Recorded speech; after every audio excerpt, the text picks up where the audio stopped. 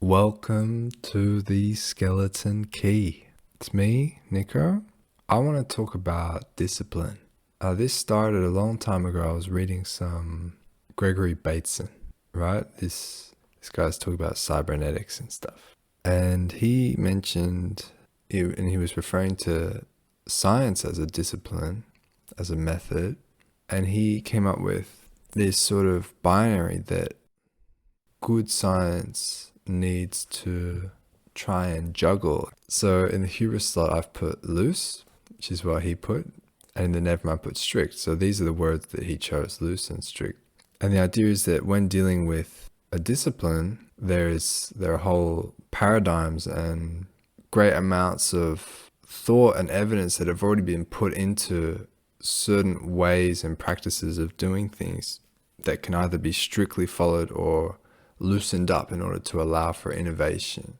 And I saw the opportunity to apply that to discipline more broadly in life, because we're always creating, well, when we create rules for ourselves and we try and create order and growth and self-development, sometimes the strictness of those rules, be that a new diet or cutting out certain habits, practices, drugs, you name it, leads to relapse or eventual failure. Like a lot of the time, I like think of New Year's resolutions or crash like fad diets that aren't sustainable. I thought this is something that is a big part of a lot of people's lives, and I reckon put into a skeleton key might actually yield something. So in the hubris slot, I put loose. And let's talk about diet. A lot of people don't give a shit what they eat. They don't care where it comes from. They don't care what had to die in order for them to have something tasty. They don't care what in them is suffering if they have something tasty or any of this.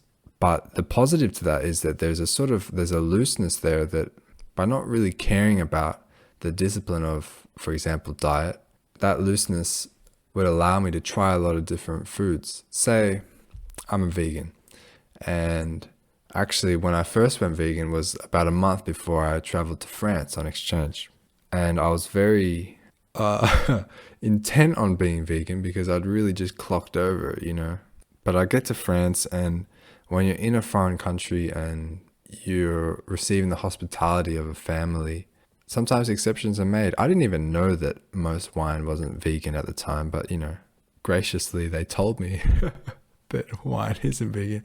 So, things like that, or I want to have like a Roquefort or like the strange cheeses.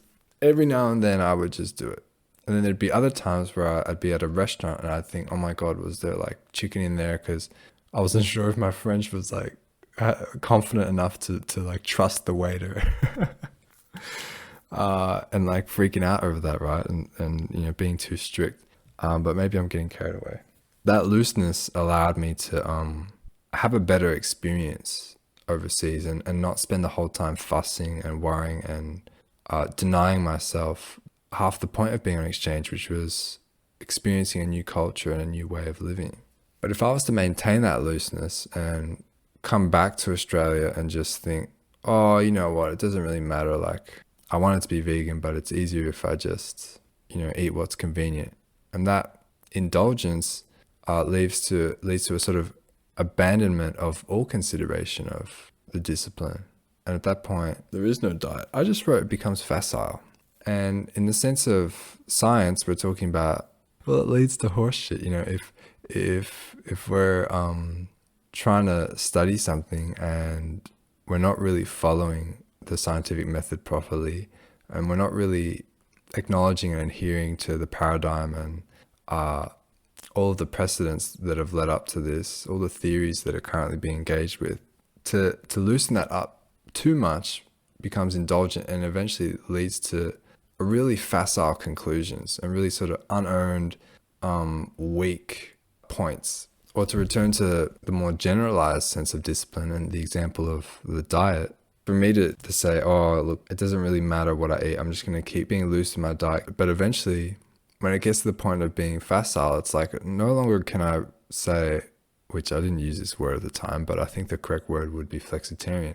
There comes a point where there actually is no discipline, there is no diet, and I'm just eating omnivorously like anyone else. It would be facile to say, oh, no, I'm a flexitarian, or no, I'm just a vegan on a break. At a certain point, the indulgence leads to a complete abandonment of the discipline. And there comes a point where that actually needs to be pulled in and returning to a sense of strictness.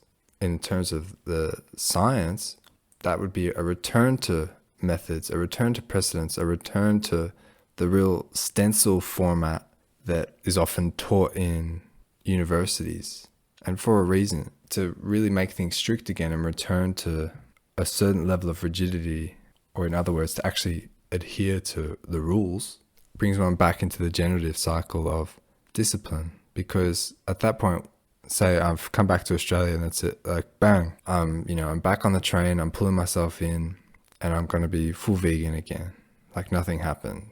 I'm returning to that strictness.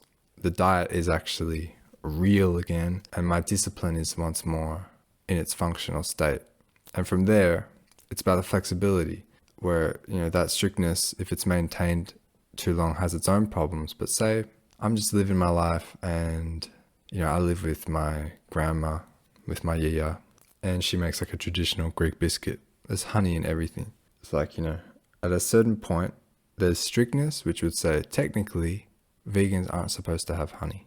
And there's a looseness, which says on this day, for this person who I love, and for this tasty biscuit, I will loosen up the dogma and eat this insect goo sweetened item, this food item. And that flexibility is very different to indulgence, because it's coming from a place of strictness as opposed to coming from a place of already lax regulation. And from there, the point is that if I was to continue and say, oh yeah, I'll just have anything, and say I want to buy some wine, I'm going to like a dinner or something, you can buy vegan wine, it's a thing, and there's a choice there to either continue to be loose or to, again, rein it in and return to the strictness, to actually apply the discipline. But the point is that at all times, the discipline needs to be breathing. It can't be too rigid, and or else it'll just shatter. That's the point of the nemesis slot here, where it would become ossified, where it would just become so stiff and so rigid that the only way to get out of it would be to break it. In terms of science, that can be like a conservative adherence to an old paradigm, which just doesn't allow for new theories to take root, even though they might seem very promising. Just a resistance to change that's actually blocking scientific progress because of the ossification of the scientific discipline. And from there can be a revitalization in terms of loosening up and just letting some crazy new theories in, saying like, all right, Einstein, just do whatever you want, bro. Just loosening things up. Or I think this is very common in terms of pseudoscience, the reaction to that ossification, that hyper rigidity of science or anything being abandoned, and just using the words, but really it's sophistry, like it's all lies at the end of the day, and they're making it seem sciencey, but it's horseshit.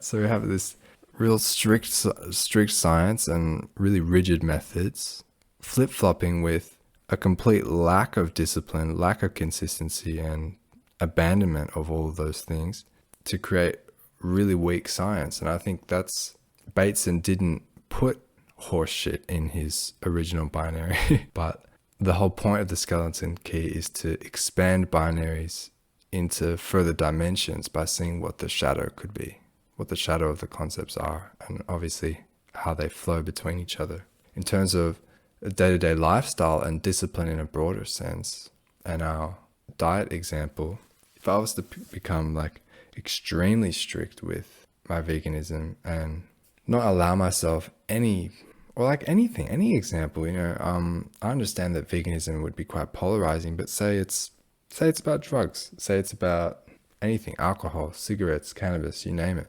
Well, not you name it. I don't, not you name it.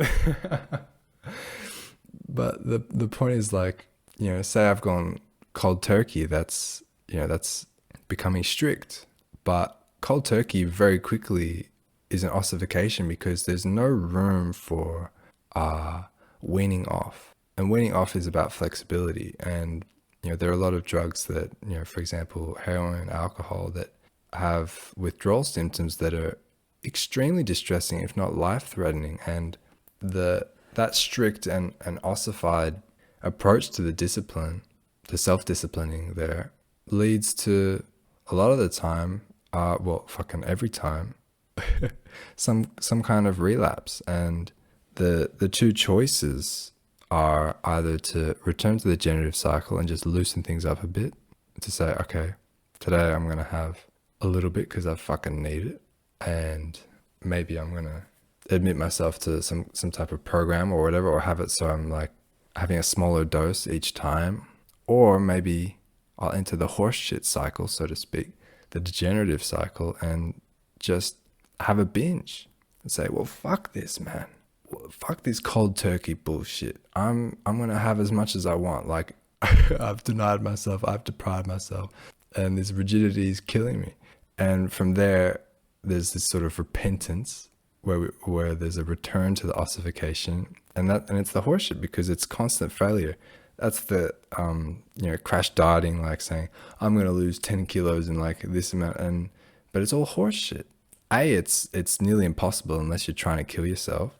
But, more tragically than that, we're convinced that it is possible and that we're the ones failing. And there's this sort of shame cycle of trying an unsustainable method and then feeling shame when that doesn't work and needing the substance to ease the shame of using the substance. But anyway, I was talking about veganism, wasn't I? So well, not really, I wouldn't say this applies to me, but I know a lot of people, especially if they've been vegan longer than me, who say to me, oh, look, Niko, like I've just, I've started having like eggs again, or something. Like I've started having like backyard eggs. Like, what do you think of that? Or like I found some cheese in a dumpster and I just ate it. Like, what do you think of that? And I think these people have been vegan for so long and really strict with themselves, and their diet has ossified, and they're trying to find ways to just loosen things up a bit to keep it sustainable. Because in that position, forget the ethics, but just think of it personally. If I'm in a position where I'm feeling confined by my lifestyle choices, and my two options are either to give up on it completely or modify it, the better one is to revitalize the dietary practice, that discipline, and just loosen it up a bit. How much better to be flexitarian than have some kind of rebound and be like, that's it, I'm just going to eat steak every day because that's what my body's craving. I think people do that. Some people do that, do they? I don't know. I hope not. But what I'm trying to emphasize is, and I've met other people who said, yeah, I've been vegan for a long time, an impressive amount of time. I mean, like double digits. And they're fully putting it to rest and they're becoming omnivorous again. I just think, what? You're going to fully give up on that discipline that you committed so much of your life to, that such an achievement which took so much character to build. It's like, it doesn't make sense. But really, that's the degenerative cycle of the ossified discipline turning into something facile. Discipline is so important in life. I think it's drilled a lot, but no one really understands it. Discipline is about being able to control yourself in the same way that we control pets, in the way that we control pets through consistent training, rewards, sometimes even punishments, but ideally just, consistent rewards. I don't think punishments are that necessary. Same goes with parenting. It's like if we can create consistency and incentive for the right behavior, we achieve predictable outcomes, delay gratification, and ultimately achieve goals that seem difficult but actually in the long run make life easier, will make you feel better. The body in a lot of ways is like our own pet or our own slave, and we need to master that, or if it's in a constant state of lawlessness, it will destroy itself. We can't limitlessly indulge the body. But anyway, this isn't a video about temperance, though how I would love to go on. My point simply is that with discipline, we start in that hubris slot, just kind of, doing whatever we're doing, not really concerned so much with having a right practice or a strict modality. But eventually we see that we need to tighten that flexibility and actually find a bit of strictness in life and say, okay, these are my standards. These are my expectations for myself, and I'm going to stand by them, whatever it is. Like I'm not going to smoke weed. I've been indulgent. I've done it every day. That's it. I'm just not going to do it. And at points to realize that, wait a minute, I'm a human being, and to return to the pet analogy, pets get treats. Even your kids, you would give lollies and stuff. And the point is, without rewards and without loosening of discipline, it becomes unbearable. If there's going to be one takeaway from this, it's that better you bend your discipline than break it. Better you find a way to make it work and keep the habit than drop it and try and pick up where you left off, because that's horse shit. Good luck anyone that's trying to become more disciplined, or that's trying to get back on the bandwagon, or is trying to find themselves some breathing room in the discipline they've already created. Good luck. My love and support is with you. Good luck. It's a fighting the good fight. Anyway, thank you as always for listening. I've been Niko. Ciao.